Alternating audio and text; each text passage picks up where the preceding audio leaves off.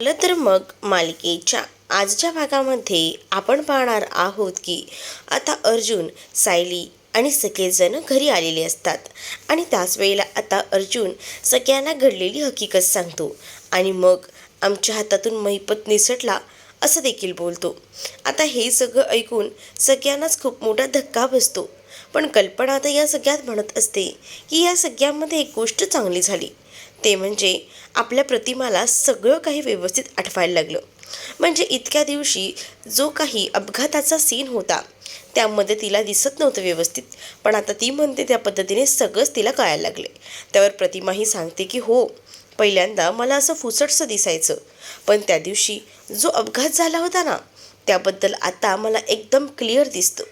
आधी आम्ही जिथे उभे होतो ना तिथे हे सगळं काही मला नाही जाणवलं, पण जेव्हा मी तिकडनं पळ काढला आणि एका ठिकाणी घनदाट जंगल होतं आणि तिथे एक अशी जागा होती, तिथे खाली मी लपले होते, तिथे जेव्हा त्या गवतामध्ये राहिले ना तेव्हा ना मला सगळा प्रसंग तो आठवला.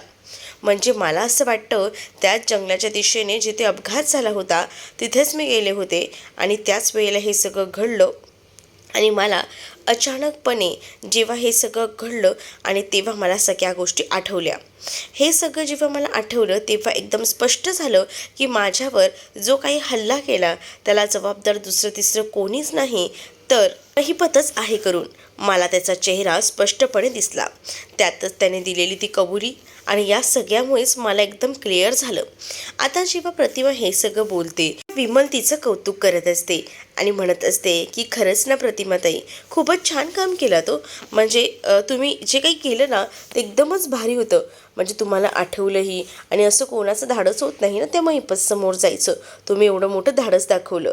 तर प्रतिमा म्हणते की त्यावेळेला ना मला हे धाडस कसं आलं ना माझं मलाही कळलं नाही, पण ना तुला एवढं सांगू का, हे सगळं ना सायलीमुळे शक्य झालं.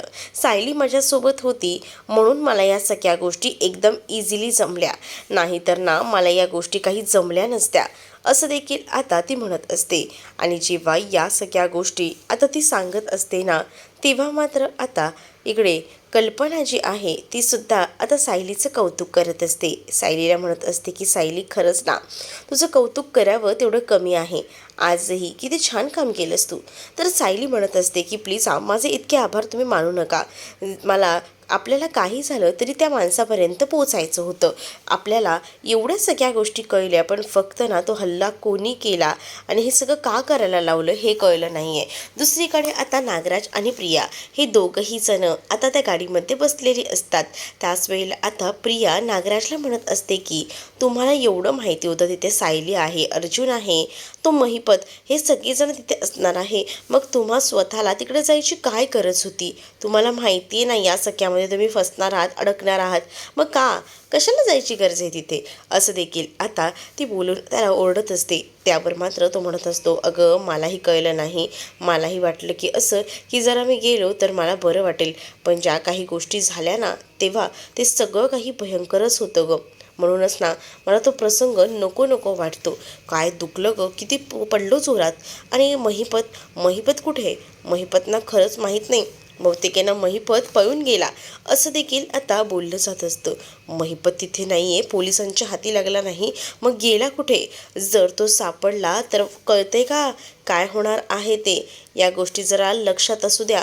त्या महिपतच्या जर काही अंगाशी आलं ना तर आपलं काही खरं नाही, हे सुद्धा थोडं लक्षात ठेवा असं देखील आता म्हटलं जात असतं. या सगळ्या गोष्टी तर आता जेव्हा प्रिया बोलत असते ना तेव्हा मात्र नागराजलाही त्या गोष्टी आता हळूहळू का होईना पटत असतात. कारण आता महिपतला जर पोलिसांनी पकडलं आणि जर त्याला विचारलं की हा अपघात कोणी केला होता, तर सिरियसली यार तो महिपत नागराजचंच नाव घेणार आहे, तर सरळ स्पष्टच आहे. आणि इथे प्रिया जे बोलत होती त्यात काही वेगळं विशेष नव्हतं, ती जे बोलत आहे ती एकदम परफेक्ट तर आहे, पण दुसरीकडे मात्र आता कल्पना आणि त्याचसोबत प्रतिमा, म्हणजेच कल्पना प्रतिमाचे कौतुक करत असते. त्यानंतर प्रतिमा आणि रविराज हे आता जायला निघालेले असतात आणि ज्या वेळेला ते जायला निघतात ना तेव्हा मात्र आता कल्पना त्याला म्हणत असते की नाही आता कुठेही जायचं नाही, जरा थांबा, आता चाला, हे सगळं घडलंय, आता दुपारी जेवूनच जा, एवढंच जायचे हे आहे तर असं देखील आता म्हटलं जातं. मग विमल आहे तिला स्वयंपाकाची जबाबदारी दिली जाते, सगळं काही व्यवस्थित कर असं देखील सांगितलं जातं. त्याच वेळेला विमल आणि सगळीजणं सायलीचं देखील कौतुक करत असतात, कारण सायली ना प्रत्येक वेळेला सगळ्या काही गोष्टी एकदम परफेक्टली जमवत असते आणि त्यामुळेच आता सगळ्यांनाच खूप जास्त आनंद असतो. तर दुसरीकडे मात्र आता प्रतिमा शांतपणे बसलेली असते. रविराज अर्जुन सायली यांच्यासोबत बोलत असतात. रविराजांना सुद्धा आता प्रश्न पडलेला असतो की तो कुठे गेला असेल. ऐन वेळेला तो आपल्या हातातनं निसटला, पण जर खरंच तो सापडला असताना तर त्याने एवढं तरी कळलं असतं आपल्याला की हे सगळं काही कशामुळे झालं ते. खरं तर ना त्याला मारायची सुपारी कोणी दिली असेल हे सगळ्या गोष्टींना आता आठवायचा प्रयत्न सगळीजणं करत असतात. म्हणजेच आपला कोण दुश्मन आहे आणि या संदर्भात त्यांचे आता विचार सुरू असतात. तर दुसरीकडे आता सुमनला खूप जास्त काळजी असते, म्हणून सुमनना रविराजांना कॉल करते. रविराजांना ती आता म्हणत असते की काय झालं आहे भाऊजी, तुम्ही अजून आलात नाही, वहिनी तर ठीक आहे ना, काय झालं आहे तिथे सांगा ना. त्यावर रविराज आता सुमनला म्हणत असतात की अगं अगं थांब ना, आम्हाला बोलू दे तरी. त्यावर आता सुमन म्हणत असते की सॉरी सॉरी, बोला ना, काय झालं आहे. तर त्यावर आम्ही ना खूप बरे आहोत, तुम्ही आमची काळजी करू नकोस, आणि काय ना आम्ही आता इकडेच थांबलेलो आहोत पूर्णाजींकडे, आम्ही थोड्याच वेळात येऊ घरी असं देखील आता म्हटलं जात असतं. आणि त्याच वेळेला आता जेव्हा हे फोनवरचं बोलणं रविराज आणि सुमन यांचं चाललेलं असतं, तेव्हा रविराज म्हणतात की जरा नागराजला फोन दे, मला जरा त्याच्याशी बोलायचं आहे. तर सुमन म्हणते की नाही, ते तर घरात नाही आहेत. रविराज म्हणतात की काय एवढ्या सकाळी स्वतः कुठे गेलाय. तर त्यावर सकाळीच काय, ते नाहीच आहेत, काल जे गेले आहेत ना ठाण्याला ते अजूनही आलेले नाही आहेत. काय, काल तुझ्या आत्याकडे जो ठाण्याला गेलाय तो अजून आला नाहीये, काही चाललंय का याचं, कुठे हा रात्रभर. नाही तरी मला सांगितलं होतं की त्यांचं काहीसं काम आहे, त्यांचा फोन आला होता, ते मला म्हणाले होते की येईन लवकर, येतीलच इतक्यात असं देखील आता सुमन नागराजला पाठीशी घालत असते. रविराजांना ती खोटं सांगते की त्याने कॉल केला होता आणि हे सगळं काही, कारण सुमनला माहिती आहे, रविराजांना एकदा कळलं की नागराजचं काही खरं नाही. दुसरीकडे एका चहाच्या टपरीवर आता प्रिया आणि त्याचसोबत नागराज थांबलेले असतात. प्रिया आता नागराजला पुन्हा एकदा बूस्टअप देत असते आणि त्याला म्हणत असते की तुम्हाला एक गोष्ट लक्षात येते का, जरा डोक्यामध्ये आणा, तो जर महिपत पकडला गेला तर कितीला होईल. तर नागराज म्हणत असतो की नाही नाही, महिपत काय असा पकडला जाणार नाही आहे, मला पूर्ण गॅरंटी आहे तो कुठेही पकडला जाणार नाही आहे. ते झालं तेव्हा तो का पळाला पोलिसांच्या तावडीत ना, कुठे असेल काय असेल याबद्दल तुम्हाला काही माहिती आहे का. तो तिथून गेला एवढं मला माहिती आहे, पण तो कुठे गेला हे माहीत नाही. मग आता मात्र खरं तर ना माझ्या एका मैत्रिणीचं लग्न आहे, त्यासाठी मला तुळजापूरला जायचं आहे, पण जाऊ की नको मला खरंच कळत नाही. का गं, जा ना, नाही त्या वेळेला तुला सगळ्यांनाच मदत करायची लय हौस असते, मग आता कशालाच थांबतेस. अहो तुम्हाला कळतंय का, तिथे मला जायला काहीच नाही, पण तुम्ही लोकांनी इथेच इतके घोळ घालून ठेवलेत ना की मला जायची भीती वाटते. खरंच ना, मला कळतच नाही आहे असा देखील विचार ना आता मात्र इकडे प्रिया करत असते. नागराज म्हणतो की थांब, मी ना त्या पक्याला विचारतो, म्हणजेच जो महिपतचा फंटर आहे ना त्याला. मग आता पक्याला कॉल करतात. पक्याला आता या सगळ्याबद्दल विचारू लागतात की तुला महिपत शेठ कुठे आहे माहिती आहे का. तर तो पक्या देखील आता सांगू लागतो की सॉरी सर, पण महिपत शेठ ना त्या दिवशी जंगलामध्ये होते, त्यानंतर महिपत शेठचा काहीच पत्ता नाही. म्हणजे महिपत पनवेल सोडूनच निघून गेलाय की काय. हो हो, तुम्ही तसं समजताय ना तसंच, म्हणजे ते पनवेल सोडूनच निघून गेलेत, पण ते आता कुठे गेलेत ना हे काहीच कळायला मार्ग नाही आहे. म्हणजे त्यांनी काही कॉन्टॅक्ट वगैरेही केलेला नाही आहे आणि त्या ट्रकमधून निघून गेलेत. आता ही गोष्ट जेव्हा आता कळते ना नागराजला, तेव्हा मात्र आता प्रिया त्याला पुन्हा एकदा चिडवू लागते आणि म्हणत असते की तुम्हाला एक गोष्ट कळते का, महिपतने स्वतःचं अंग या सगळ्यातून काढून घेतलेलं आहे आणि तुम्हाला या सगळ्यात अडकवलंय. ही छोटीशी गोष्टही तुम्हाला कळत नाही आहे का. उद्या जर जाऊन सायली अर्जुन या सगळ्याच्या शोधात गेले, रविराज आणि प्रतिमाला मारण्याची सुपारी कोणी दिली होती, कारण जर महिपत काही ओकला असेल तिथं तर डायरेक्टली सुपारी कोणी दिली ह्याच्यावर शोध घेणार, आणि महिपत एकदा पकडला गेला की महिपत काय सांगणार की मी सगळं केलेलं नाहीये, कधी पण तो स्वतःची कातडी वाजवणार. मग तेव्हा काय करणार आहात तुम्ही, असं देखील प्रिया आता बोलत असते. दुसरीकडे मात्र आता सुमनचं बोलणं तर झालेलंच असतं आणि त्यानंतर सुमन कसंबसं नागराजला पाठीशी घालते आणि फोन ठेवते. तर त्याच वेळेला आता अर्जुन विचारतो की काय झालं रविराज काका? काही नाही रे, अजून नागराज आला नाहीये ना, त्यासाठी थोडी सुमन डिस्टर्ब होती.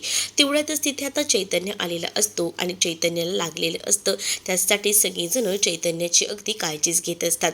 तर विमलने सगळ्यांसाठी छान अशी कॉफी बनवून आणलेली असते. आता सगळ्यांचं माइंड तर चालायलाच हवं नाही या सगळ्या प्रसंगामध्ये, कारण प्रत्येकाला माहिती आहे की आपण ज्या वेळेने विचार करतोय तो वेळ परफेक्ट व्हायला हवा, कारण जोपर्यंत तिथे ते पोचले होते तोपर्यंत सगळ्याच गोष्टी हाती लागल्या होत्या. दुसरीकडे प्रिया आणि नागराज गाडीत बसलेले असतात आणि त्याच वेळेला आता प्रियाला नागराजला पूर्ण त्याच्या घरापर्यंत सोडलेलं असतं. नागराज आता म्हणत असतो की काय गं, तू घरी येत नाहीस का? तर प्रिया म्हणते कशाला येऊ घरात, तिथे काय माझं स्वागत होणार आहे का? माझी वाट बघत असतात का? काही यायचं नाही आहे मला घरात, तुम्ही जा. पण एक गोष्ट लक्षात ठेवा, त्या महिपतचं जरा डोक्यामध्ये आणा. जर तो महिपत पकडला गेला ना तर आपण काय करायचं याचाही जरा विचार करा. म्हणजे जर तो महिपत पकडला गेला तर तुम्ही तर अडकालच आणि सोबत मलाही अडकवाल.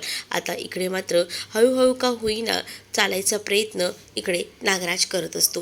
तर इकडे मात्र पुढे आपल्याला पाहायला मिळतं अर्जुन जो आहे चैतन्य आणि रविराज हे आता विषयावर बोलत असतात की महिपतने आपल्याला सगळ्या काही गोष्टी सांगितल्या होत्या.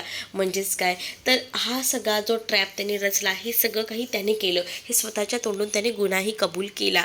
तर रविराजही म्हणतात त्याचं कन्फेशन आपल्याकडे आहे, पण हे सगळं त्याला कोणी करायला लावलं? जसं की माझा आणि महिपतचा काही संबंध नव्हता की तो माझ्या जीवावर उठेल. मग तो माझ्या जीवावर कसा काय उठला हेच त्याला कोणी सांगितलं, काय सांगितलं हे सुद्धा आपल्याला कळायला हवं ना, असं देखील रविराज म्हणत असतात. त्यावर आता सायलीही म्हणत असते की हो काका, तुम्ही बोलताय ना ते अगदी बरोबर आहे. खरं तर ना या सगळ्या गोष्टीचा शोध तर आपल्याला घ्यायलाच हवा. मुळात आहे ना महिपत या सगळ्या गोष्टी सांगत होता, तुम्ही बघितलं ना, त्याला माहिती होतं की प्रतिमा त्या आत्ता काही जिवंत राहणार नाही, म्हणून तो सगळ्या गोष्टींचा खुलासा आपल्यासमोर करत होता. पण त्याच वेळेला ना नेमका तो गुंड तिथे आला जो की महिपतचा होता. महिपतचा गुंड तिथे अचानक आल्यामुळे महिपतने पुढे काही खुलासा केलाच नाही आणि मग मला सुद्धा प्रतिमा आत्यांना वाचवायला तिथे जावं लागलं. आता सुमन जेव्हा नागराजला लंगडं देताना बघते तेव्हा ती त्याला खूप जास्त प्रश्न विचारू लागते आणि त्याला म्हणत असते की काय हो, काय झालं, कुठे धडपडलात आणि रात्रभर कुठे होता तो? अगं तूच तर मला पाठवलं होतंस ना ठाण्याच्या आत्याकडे. मी ठाण्याला आत्याकडे पाठवलं होतं, त्याला इतका वेळ लागला? अगं गेलो होतो, मग येत होतो, मध्येच गाडी खराब झाली, गाडीचे ब्रेक फेल झाले, काय करू, गाडी मध्येच थांबवली. मग काही गाडीही कुठे मिळत नव्हती, मग गाडीतच बराच वेळ बसून होतो. त्यानंतर मला ना चक्कर आली, चक्कर येऊन तिथे फोनवर बोलत असताना चक्करवर मी जेव्हा पडलो तेव्हा तिथे असणाऱ्या माणसाने ना मला हॉस्पिटलमध्ये नेलं. काय हो, तुम्ही चक्कर आली तर मला तरी फोन करायचा होता, असं सुमन म्हणते. त्यावर आता नागराज तिच्यावर चिडतो आणि म्हणतो काय गं, चक्कर आल्यावर मी कसं फोन करणार होतो? जरा डोक्याचा भाग आहे की नाही तुला? काही आपलं बडबडायचं का? तर मग आता मला स्प्रे वगैरे घेऊन येतेस का काही मारायला? पण हो, तुम्ही तर आता म्हणालात ना तुम्हाला हॉस्पिटलमध्ये नेलं होतं, मग तिकडे काही तुमचे उपचार वगैरे केले नाहीत का? काय बोलताय काय तुम्ही? त्यावर आता नागराज तिला म्हणतो की जास्त बोलायला लावू नकोस, पहिलेच सांगतोय. मला माहिती आहे तुला काय काय बोलायचं आहे ते आणि तुझ्या डोक्यात काय काय चालू आहे ते. उगाच आहे ना मला जास्त हायपर करू नकोस, असं देखील आता तो म्हणत असतो. आणि जेव्हा या सगळ्या गोष्टी तो बोलतो ना तेव्हा मात्र बिचारी सुमन काही झालं तरी आता शांत राहते. पण सुमनला माहिती असतं की हा जो नागोबा आहे ना तो तिला खोटंच सांगतो येते. तर इकडे रविराज जे आहेत ते सुद्धा आता त्या महिपतच्या डोक्याने विचार करत असतात. म्हणजेच महिपतने तर सांगितलेलंच आहे की त्याने हा सगळा गुन्हा स्वतःहून केला, पण त्याला हा गुन्हा करायला लावलेला कोणी होता या असा विचार आता इथे सगळीच जण करत असतात. तर सायलीही म्हणत असते की हो मलाही तेच कळलं नाही, उलट आहे ना तो महिपत तर सगळं सांगत होता, पण त्या गुंडामुळे हे सगळंच झालं. नाहीतर थोडा का होईना थोडक्यातसाठी हा सगळा क्षण हुकला, नाहीतर हे सगळं कोणी केले ना हे सुद्धा आपल्याला कळलं असतं, असं देखील आता सायली बोलत असते. जेव्हा सायली हे सगळं बोलते तेव्हा मात्र आता रविराज काकाही म्हणत असतात की हो पण आता महिपतही आता कुठे पळून गेला असेल, नक्कीच तो पनवेल सोडून गेला असेल, पण आता पोलिसांना शोधणंसुद्धा खूप जास्त डिफिकल्ट होणार आहे, कारण त्याने आता स्वतःच्या गुन्ह्याची कबुली त्याच्यामध्ये दिली म्हटल्यावर त्याला स्वतःला लपणं हे आहेच, असं देखील रविराज आता म्हणत असतात. तर त्यानंतर आता पाहायला मिळतं सायली आणि अर्जुन रात्री झोपायची तयारी करत असतात आणि त्याच वेळेला सायली खूप जास्त शांत असते. असते.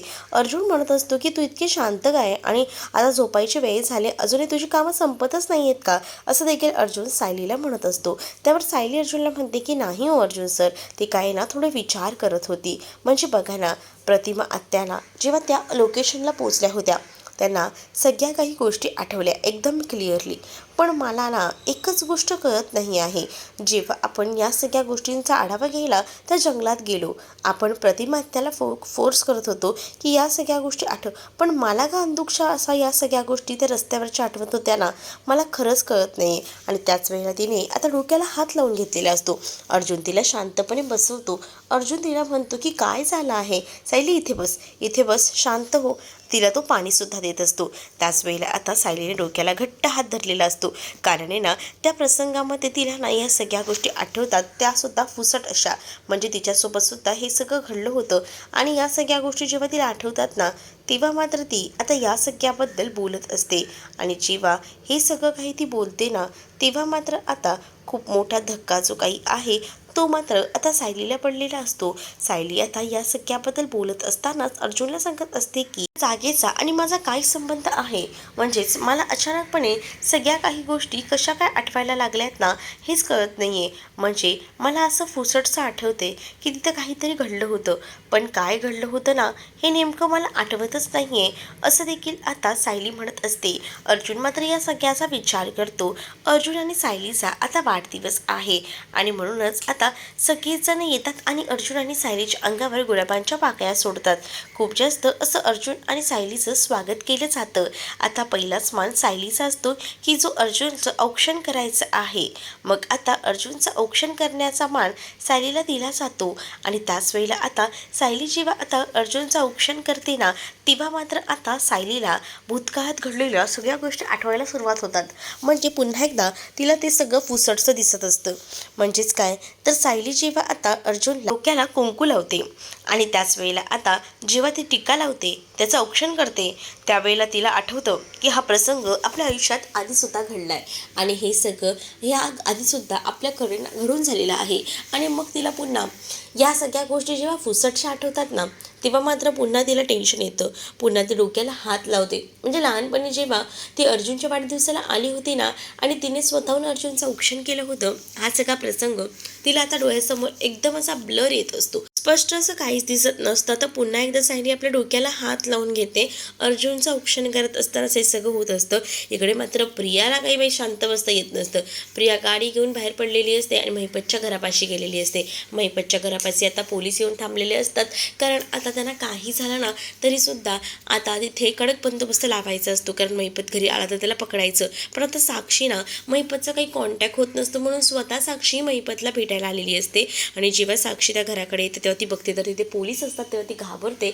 पण दुसरीकडे मात्र प्रियाही तिथे उभी असते. प्रियाने आता साक्षीला पाहिलेलं असतं. मग आता साक्षी जिवंत आहे हे प्रियाला जेव्हा समजेल, तेव्हा प्रिया आता त्या सगळ्याचा काही इशू करेल. हे पाहणं इंटरेस्टिंग असणार आहे. जर आपल्या चॅनलवर नवीन असाल तर चॅनलला सबस्क्राईब नक्कीच करा. चला तर मग भेटूया पुढच्या भागामध्ये. तोपर्यंत टाटा बाय.